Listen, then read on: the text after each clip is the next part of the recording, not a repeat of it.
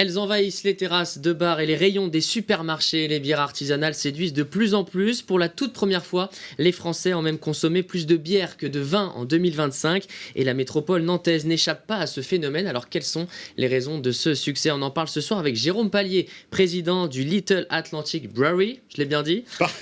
Bonjour. Valentin Rousseau, animateur de brassage à La Hulotte Aérofab. Bonsoir. Bonsoir. Et Thomas Ruisseau, coprésident de l'association Nantes Beer Club qui organise notamment le festival de la bière locale Nantes sous pression. Bonsoir. Tout à fait, bonsoir. On connaissait donc Nantes, terre de vin, avec le vignoble nantais, le muscadet évidemment.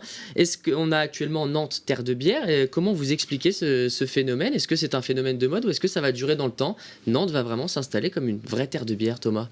Je pense qu'on peut dire que c'est un phénomène qui commence à s'installer fortement dans le territoire avec de nombreuses brasseries qui aujourd'hui se développent encore et qui, rayonnent quasiment sur le territoire régional et grande région. Ça fait combien d'années déjà qu'on fait de la bière dans le coin? Ouais, Ça commence à faire? Ça doit faire une bonne dizaine d'années que les premières brasseries sont installées. Vous qui êtes un amoureux de la bière locale, pourquoi la bière plaît plus que le vin aujourd'hui?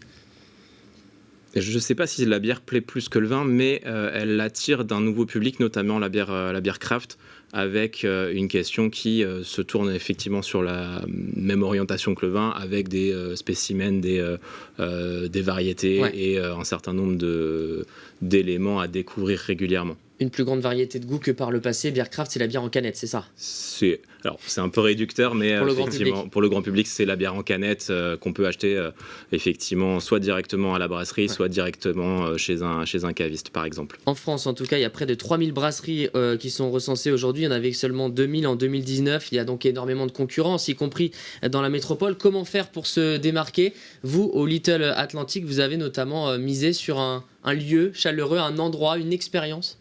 Bon, effectivement, alors avant le lieu, on s'est dit quand même, la base, c'est d'avoir des bonnes bières. Avant tout, c'est avoir des bons produits. Ensuite, créer une émotion autour de ces produits. Et c'est vrai qu'on a fait le choix d'avoir à la fois une qualité, mais également un lieu d'expérience de marque. Donc on a un modèle hybride avec à la fois la production qui est destinée à être vendue ailleurs, mais également ce lieu où on accueille des consommateurs, où on leur fait vivre l'expérience de marque. Parce qu'aujourd'hui, à Nantes, dans la métropole, on connaît aussi bien le lab par le lieu que par la bière, finalement.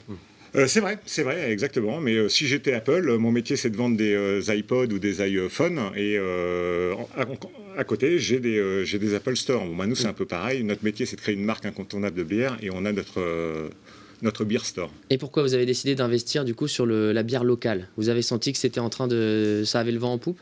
Alors effectivement, ça remonte à une dizaine d'années. On sent qu'il y a une appétence pour les produits artisanaux d'abord et également locaux. Et donc on a surfé sur cette vague, même si aujourd'hui, comme vous le disiez, on est beaucoup sur le marché et qu'on assiste à un phénomène de concentration du marché. Avec une partie importante aussi chez vous sur la distribution. C'est quoi l'enjeu de distribuer ces bières dans les supermarchés aussi? Un peu partout. Nous, le but, c'est d'aller toucher dans le d'autres consommateur. bars, Effectivement. Et donc, on a plus de 500 bars partenaires dans l'ouest de la France et on distribue également dans les canaux ce qu'on appelle la GMS, grande et moyenne surface, Hyper U, Système U, Leclerc, etc. Little Atlantic Brewery qui se trouve donc à Chantenay. Juste en face de la Loire, on a quoi? On a l'Aérofab, un nouveau concurrent qui a ouvert, évidemment, confrère, concurrent, vous direz ce que vous voudrez, qui a ouvert également un point de vente. C'est important dans une étape de brasserie d'ouvrir son point de vente comme ça? Oui, ça c'est important. On va pouvoir développer notre image comme ça. Il y a aussi beaucoup de personnes qui connaissent les bières Aérofab, mais qui ne connaissent pas le lieu. Nous, on a ouvert notre bar pour qu'on puisse faire un lieu autour de la bière, mais aussi autour de la culture, de la musique. Et je crois que ça commence déjà pas mal à fonctionner. Comment on fait justement pour se distinguer quand il y a déjà des acteurs, par exemple le Lab qui est déjà depuis 5-6 ans? Alors la force de Nantes, je trouve, c'est qu'on a plusieurs brasseries avec des vraies identités. Je sais qu'à Aérofab, on a été assez vite connu il y a 6-7 ans pour nos bières très houblonnées, qui se faisaient assez peu finalement en France. Là, on a bien été rattrapés. Sur le lab, on a un lieu, on a des bières avec des goûts différents. Aujourd'hui, je pense que plusieurs brasseries ont leur place avec une identité. Et il y a un côté expérience aussi que vous proposez, notamment avec ces ateliers de brassage que vous animez. Oui. C'est aussi une demande des consommateurs aujourd'hui de participer à la production, à faire des ateliers. Ouais, on est quand même un pays qui est autour du vin, mais il y a une très grosse curiosité sur la bière. Il y a aussi beaucoup de méconnaissance. Nous, on propose d'abord des ateliers qui sont conviviaux, qui sont ludiques, et puis on apporte aussi une expertise et un artisanat. On essaye de prendre les clients pour qu'ils puissent avoir la meilleure expérience, qu'on puisse faire un petit peu de chimie, qu'on puisse faire un petit peu de culture brassicole. On casse aussi des faits établis et puis on essaye de faire ça dans la bonne humeur. Dans l'apprentissage aussi. Thomas, je reviens vers vous avec le festival Nantes sous pression. Vous êtes en pleine préparation. Je crois que ça a lieu au mois de septembre prochain. Ce festival, il est né pourquoi justement? Pour récompenser ça, toute cette effervescence locale? Le festival est né il y a maintenant 8 ans. D'une idée de se dire on a des festivals qui existent sur d'autres grandes villes, Paris, Lyon, et on veut porter cette culture craft et le développement de la culture craft sur la ville de Nantes. Et donc avec quelques amis et collègues, on s'est retrouvés pour effectivement construire un festival. Et l'idée, c'était de se dire, on invite les brasseries locales, puis les brasseries régionales et France et les brasseries internationales. Et donc on sera... Avec un concours également, et je crois qu'il y a un concours qui sera au menu cette année. Tout à fait, comme les années précédentes, il y a un concours Brassam cette année, donc brassage amateur de bière. L'idée et la thématique de cette année, c'est Brasse ton terroir. D'accord. L'idée étant que les brasseurs amateurs qui proposent des bières s'appuient sur des produits du terroir pour pouvoir brasser la bière qu'ils souhaitent. Et justement, ce que je voulais vous demander, c'est est-ce qu'il y a une identité de la bière nantaise ou est-ce que c'est chacun qui fait, vous disiez tout à l'heure, vous avez des particularités, est-ce qu'il y a une identité nantaise de la bière ou pas vraiment? C'est pas comme le vin. Non, je suis pas sûr qu'il y ait une identité nantaise de la bière en particulier. Après, effectivement, il y a des traits particuliers en fonction des brasseries. Et Valentin l'expliquait très bien sur notamment Aérofab qui fait des bières très très houblonnées. Qui sont connus pour ça et reconnus pour ça, par exemple. Et alors, Jérôme, vous, au Lab, qu'est-ce qui marche le mieux en ce moment? C'est quoi la tendance de l'été au niveau bière, là?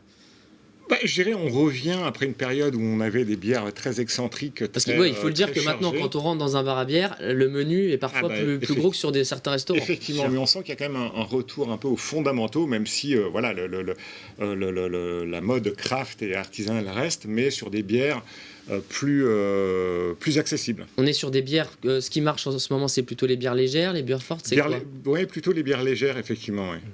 Plutôt aromatiques également. Où les IPA restent bien sûr très en vogue, mais on revient vers des bières légères, faciles à boire. Il y a quand même la notion de pouvoir d'achat qui compte énormément et qui oriente les choix des consommateurs. Parce que c'est vrai que ça peut coûter un petit peu cher aussi maintenant, parce que les produits, la matière première a augmenté aussi, c'est ça?